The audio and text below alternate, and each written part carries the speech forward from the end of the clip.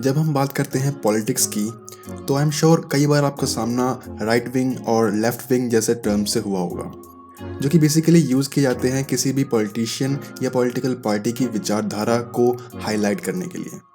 But the problem is a lot of people have very loose idea about the origins of these terms और कैसे इनसे हमें पूरे world की politics को समझने में आसानी होती है। And may be this is one of the reason जिसकी वजह से आज की जनरेशन या सोसाइटी में इन टर्म्स को लेके बहुत सी मिसअंडरस्टैंडिंग है। जैसे कई लोगों का मानना है कि सारे कम्युनिस्ट या वामपंथी लोग लेफ्टिस्ट होते हैं। कई लोग तो यहाँ तक कहते हैं कि हर कंट्री में लेफ्टिस्ट उस कंट्री की डेवलपमेंट को रोकना चाहते हैं। और सिमिलरली ऐसी ही बातें राइट विंग के बारे में भी कही जाती हैं, जैसे all rightists are patriarchal misogynist people और सारे राइटिस्ट अथॉरिटेरियन गवर्नमेंट को सपोर्ट करते हैं। But in reality all these claims stand nowhere on the ground, क्योंकि रियलिटी में चीज़ें जैसे हम सोचते हैं उससे बहुत डिफरेंट होती हैं। So in this video we will try to find out a the origins of the terms right and left wing, बी कैसे इन टर्म्स ने वर्ल्ड पॉलिटिक्स को शेप किया और उसे समझने में ईजी बनाया, and see what would be the right choice for you to be a right winger और a left winger. So let's begin. अब इसके ओरिजिन्स की बात करें तो समय में थोड़ा पीछे जाना होगा। एक्चुअली 1789 के टाइम पे फ्रांस में बहुत मारकाट चल रही थी जिसे फ्रेंच रेवोल्यूशन कहते हैं। एंड आई नो कि इससे आपको घंटा फर्क नहीं पड़ता, बट ओरिजिन तो यही हुआ था।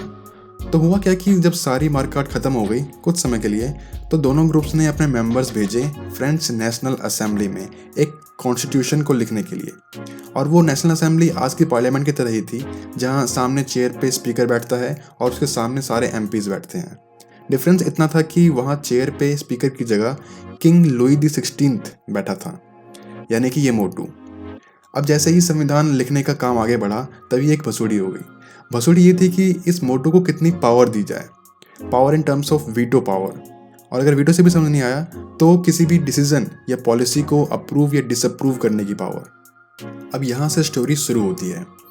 पहले तो ये सारे मेंबर्स रैंडमली बैठे थे, बट जैसे ही असेंबली में ये बात उठी तो वो मेंबर्स जो किंग को एब्सोल्यूट वीटो पावर देना चाहते थे वो अपनी सीट से उठ के किंग के राइट साइड वाली सीटों पे आके बैठ गए। Now you must be thinking कि राइट साइड ही क्यों, लेफ्ट क्यों नहीं, किंग के पास क्यों नहीं चले गए या उसके ऊपर या उसके सर पे क्यों नहीं बैठ गए। सो आई डोंट थिंक ये रीज़न इंपॉर्टेंट है।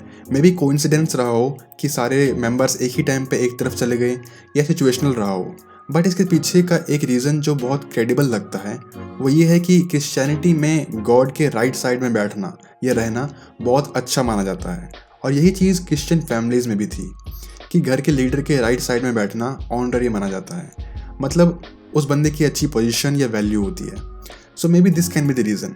खैर जो भी हो, और बाकी मेंबर्स जो किंग की ज़्यादा पावर के अगेंस्ट थे वो ऑफ कोर्स लेफ्ट साइड में बैठे रहे, और यहाँ से टर्म्स कॉइन हुए right wing and left wing जब ये बातें वहाँ की न्यूज़पेपर्स में पब्लिश होना शुरू हुई। बट स्टिल अभी भी यहाँ पे इन टर्म्स के साथ कोई आइडियोलॉजिकल लिंकेज नहीं है। They are simply left and right. वो इसके बाद शुरू होता है, which is also our next part of the video, and that is how these terms have shaped world politics and made it easy to understand. So throughout 1790s, newspapers ने French assembly में बैठे लोगों को progressive left and traditionalist right से mention किया। Progressives जो चाहते थे कि पुराने ट्रेडिशंस और किंग के रोल को धीरे धीरे ख़त्म कर दिया जाए एंड कॉन्स्टिट्यूशन पे ज़्यादा से ज़्यादा ध्यान दिया जाए। एंड ट्रेडिशनलिस्ट ऑफ कोर्स जो चाहते थे कि चीज़ें पुराने तरीके से ही चलें। हालांकि इसके बाद ये डिवीज़न कुछ सालों के लिए बंद हो गया हमारे नेपोलियन बाबा के राज में, बट फिर 1814 में हमारे नेपोलियन बाबा हार जाते हैं और कॉन्स्टिट्यूशनल मोनार्की वापस आ जाती है। उसी के साथ हमारे मेंबर्स भी दोबारा से अपनी पोजीशंस ले लेते हैं। उसके बाद from the middle of 19th century right and left words French vernacular यानी कि आम बोल चाल में शामिल हो जाते हैं पॉलिटिकल आइडियोलॉजीज़ को अपोज करने के लिए। तभी से पॉलिटिकल पार्टीज भी खुद को centre left, centre right, extreme left and extreme right बोल के आइडेंटिफाई करने लगी। बट ये जो लेफ्ट एंड राइट का पॉलिटिकल या आइडियोलॉजिकल रेफरेंस है वो throughout 19th and 20th century में इवॉल्व हुआ है। बिकॉज इनिशियली ये division between supporters of absolute monarchy versus constitutional monarchy के बीच था। फिर ये मोनार्किस्ट्स वर्सेस रिपब्लिकन्स हो गया। उसके बाद conservatives versus liberals. And then came something called the Clash of Two Frances. Actually 20th century के शुरू में left and right debate defenders of Catholicism and advocates of separation of church and state में divide हो गई और इसी को बोला गया the clash of two Frances, जो कि था Catholic versus anti clericals. And then from 1930s onwards ये डिवाइड इकोनॉमिक फ्रंट पे शुरू हो गया, where left advocating for socialism and right for economic liberalisation. Now see कैसे जो राइट पहले कंजर्वेटिव हुआ करता था अब वो इकोनॉमिक फ्रंट पे आके लिबरल हो गया। और अगर आपको लिबरल व्यू के बारे में डिटेल में जानना है तो आप इस वीडियो को देख सकते हैं। तो ये था इन टर्म्स का इवोल्यूशन टाइमलाइन। 20th सेंचुरी से ये टर्म्स पॉलिटिकल स्पेक्ट्रम के अपोजिंग एंड्स को डिस्क्राइब करने लगे, बट अभी भी इनका सीटिंग अरेंजमेंट वाला सीन कई लेजिस्लेटिव बॉडीज में रेलेवेंट है। जैसे यूएस कांग्रेस में अभी भी Republicans and Democrats opposite sides में बैठते हैं और इंडियन पार्लियामेंट में जो पार्टी जीतती है वो स्पीकर के राइट साइड में बैठती है। And this brings me to the third part of this video, that which side you should choose and what would be the better option for you. Now truly speaking ये question अभी तक जितना हमने समझा है उसको कॉन्ट्राडिक्ट करता है, because these terms were coined by the newspapers for the convenience of citizens to decide assembly का कौन सा मेंबर उनके बारे में क्या सोचता है। दैट मीन्स फॉर सेंचुरीज इन वर्ड्स ने लोगों के लिए टूल्स का काम किया है to let them choose the best policy for themselves, क्योंकि इन वर्ड्स की हेल्प से पॉलिटिशियंस के future plans and development strategies को समझना ईजी हो जाता है। And that is the reason कि आज सोसाइटी इतना डेवलप कर चुकी है, because of the right choices that people made. And even today जो वर्ल्ड के मोस्ट डिबेटेबल टॉपिक्स हैं जैसे abortion, death penalty, same sex marriage, gun control, euthanasia वगैरह वगैरह, इन सब में बोथ साइड्स के आर्ग्यूमेंट्स मैटर करते हैं। And by choosing one side doesn't make you a right winger or left winger. It is just the right choice that you make for yourself and for the society. Maybe एक topic पे आपका opinion कुछ हो और दूसरे पे कुछ और।